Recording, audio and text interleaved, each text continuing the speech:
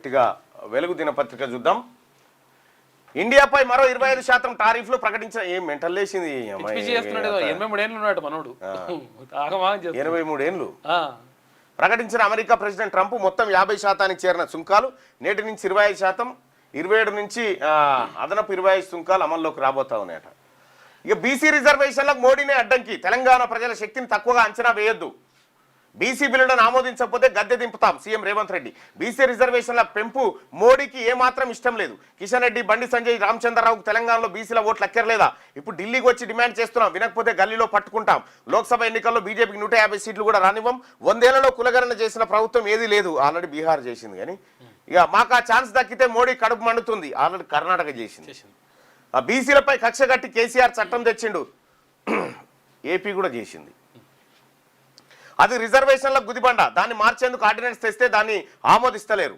బీసీలకు న్యాయం ఇంకా బీహార్లో చేసిన కులగణన లెక్కలు బయట పెట్టిరు, ఏ ఊళ్ళో ఎంతమంది ఉన్నారు కులమోళ్ళు, మనం దాచిపెట్టాం. ఇంకా మన కులగణన దాని గురించి చాలా తక్కువ మాట్లాడారు. 63% బీసీలు ఉన్నారని క్లియర్ గా ప్రకటించేసారు, ఏ కులం కాకులం లెక్కలు కూడా చెప్పేసారు. బీసీలపై కక్ష కట్టి కేసీఆర్ చట్టం తెచ్చిండు, అది రిజర్వేషన్లకు గుదిబండ, దాన్ని మార్చేందుకు ఆర్డినెన్స్ ఇస్తే దాన్ని ఆమోదిస్తలేరు. బీసీలకు న్యాయం కోసం రాహుల్ గాంధీ పోరాడుతున్నారు, ఆయన మహత్తర ఆశయాలకు ఎవరు అడ్డుపడ్డా వాళ్ళ అడ్రస్ గల్లంతేనని వ్యాఖ్య. జంతర్ మంతర్ వద్ద బీసీ రిజర్వేషన్ల సాధన పోరుబాట ధర్నాలో ఆయన ప్రసంగించినటువంటి మాట. అసలు విలన్లంతా మీ అగ్రవర్ణాలే, అసలు విలన్లు. నిజంగా మాకు రిజర్వేషన్ వచ్చేది ఉంటే ఈ ధర్నా వెనక బ్యానర్ బీకేసి రిజర్వేషన్లు వద్దని పెట్టే రకం.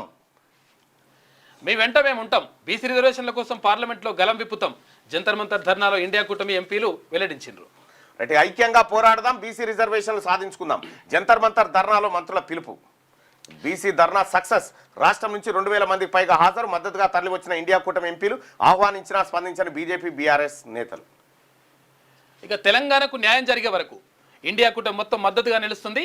ఈ దేశం ఎవరి ఇష్టాల మేరకు నడవదు, రాజ్యాంగం ప్రకారం నడుస్తుంది. రేవంత్ మా సోదరుడు, ఒక కార్యకర్తను మీరు సీఎం చేశారు, 42% రిజర్వేషన్ల విషయంలో రేవంత్ పేరు చరిత్రలో నిలిచిపోతుంది అని చెప్పేసి జై తెలంగాణ అని సుప్రియా సూలే ఎన్సీపీ నేత. బీసీ రిజర్వేషన్ల కోసం తెలంగాణ ప్రభుత్వం చేస్తున్న పోరాటానికి డీఎంకే మద్దతు ఉంటుందని చెప్పి కనుమోలు చెప్తే, దేశంలో తొలిసారి తెలంగాణ సర్కార్ శాస్త్రీయంగా కులగణన చేసింది, దాన్ని ఆదర్శంగా తీసుకోవాలని కేంద్రాన్ని కోరుతున్నా అని చెప్పి మధ్యప్రదేశ్ మాజీ ముఖ్యమంత్రి దిగ్విజయ్ సింగ్ అన్నారు.